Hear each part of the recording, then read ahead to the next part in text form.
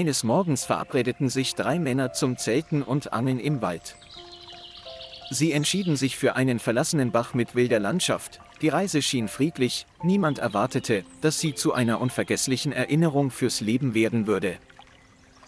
Als sie gerade ihre Angel ins klare Wasser senken wollten, hielt einer der 3 plötzlich inne.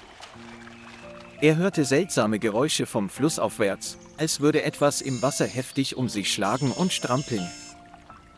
Ohne viel zu sagen, legten die 3 ihre Angelruten nieder und gingen schnell in die Richtung des Geräusches.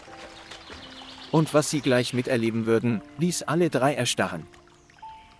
Vor ihnen bot sich ein majestätischer und herzzerreißender Anblick, ein riesiger Hirsch, dessen Augen panisch waren und der in einem seichten Bach um sich kämpfte. Seine riesigen Hörner klebten am Geweih eines Hirschen, der schon lange tot war und dessen Körper schlaff unter Wasser trieb. Es stellte sich heraus, dass der unglückliche Hirsch ertrunken war und der überlebende Hirsch seinen Freund retten wollte und versuchte, ihn mit seinem Geweih anzustupsen. Das Ergebnis war, dass sich die Hörner des Tieres verhedderten und die beiden zu einem untrennbaren Knäuel zusammenzogen. Der lebende Hirsch sprang immer wieder hoch und kämpfte, um seinen Freund hochzuziehen, doch dies führte nur dazu, dass beide noch tiefer vom Ufer absanken. Es reibt seinen Kopf an ihrem Körper, als ob es sie aufwecken und verzweifelt nach ihnen rufen wollte. Die 3 Männer näherten sich leise, wohl wissend, dass jeden Moment ein panischer Hirsch angreifen könnte. Jeder wählte eine Richtung und verkleinerte langsam den Kreis. Als die Entfernung gering genug war, stürzte sich der Mutigste nach vorn, packte die gefangenen Hörner und hielt sich fest. Auch die anderen beiden Männer halfen schnell und hielten die Beine des Tieres fest, damit es sich nicht wehren konnte.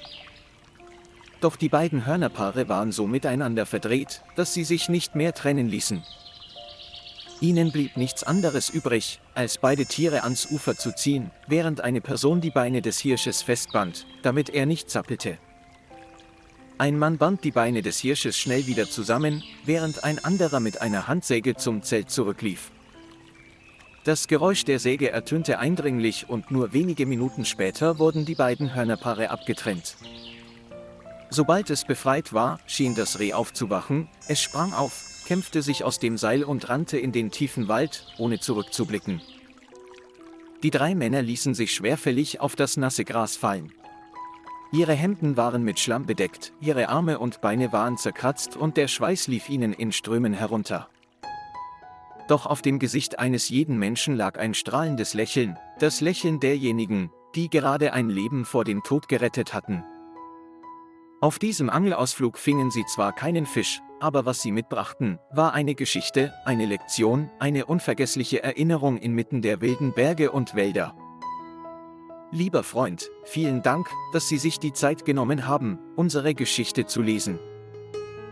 Wenn Sie es interessant finden, vergessen Sie nicht, den Kanal zu liken und zu abonnieren, damit Sie die nächsten Folgen nicht verpassen.